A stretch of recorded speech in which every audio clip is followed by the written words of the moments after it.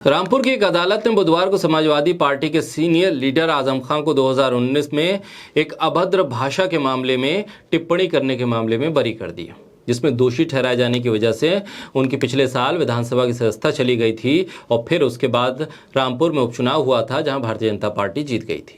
रामपुर के अतिरिक्त जिला और सत्र न्यायाधीश अमित वीर सिंह ने निचली अदालत के एक आदेश को रद्द कर दिया। पिछले साल 27 अक्टूबर को अतिरिक्त मुख्य न्यायिक मजिस्ट्रेट 1 निशांत मान ने आजम खान को दोषी ठहराया था और 3 साल कैद की सजा सुनाई थी। अगले दिन रामपुर सदर सीट का प्रतिनिधित्व करने वाले आजम खान को विधानसभा से अयोग्य घोषित कर दिया गया था।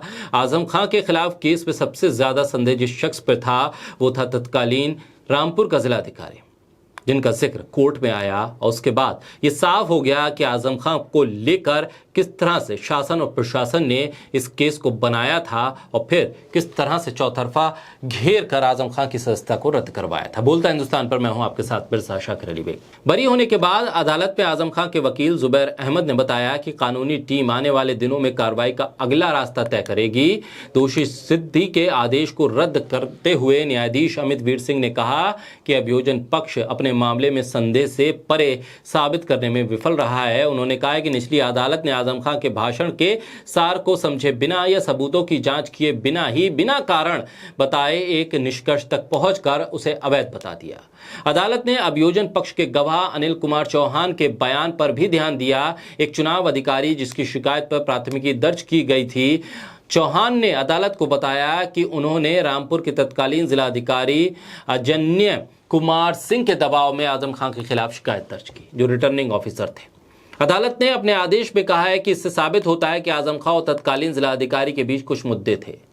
ये कहते हुए अभियोजन पक्ष ने स्वीकार किया था कि सिंह के खिलाफ तत्कालीन मुरादाबाद मंडल आयुक्त को पूर्वाग्रह की शिकायतें की गई थी। अदालत ने अभियोजन पक्ष के एक अन्य गवाह चंद्रपाल की गवाही का भी उल्लेख किया, जो तब सहायक विकास अधिकारी पंचायत शाहबाद के तौर पर तैनात था।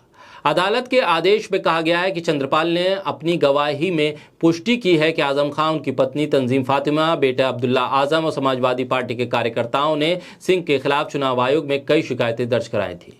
अदालत ने कहा है कि तत्कालीन जिला मजिस्ट्रेट आजम खान के खिलाफ आपराधिक या नागरिक कार्रवाई शुरू कर सकते थे, मगर उन्होंने अपने भाषण में उनके खिलाफ आपत्तिजनक टिप्पणी की, लेकिन उनके बजाय उन्होंने चौहान पर मामला दर्ज करने का दबाव डाला।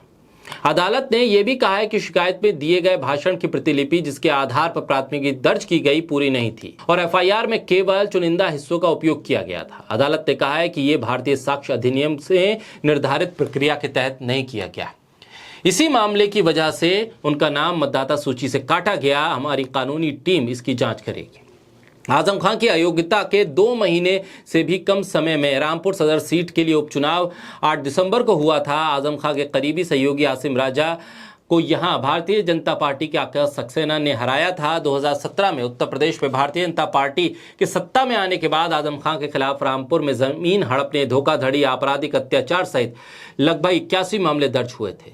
इसमें कुछ मामलों में आजम खान के साथ उनकी पत्नी और बेटे का नाम भी शामिल है। फिलहाल तीनों जमानत पर बाहर हैं।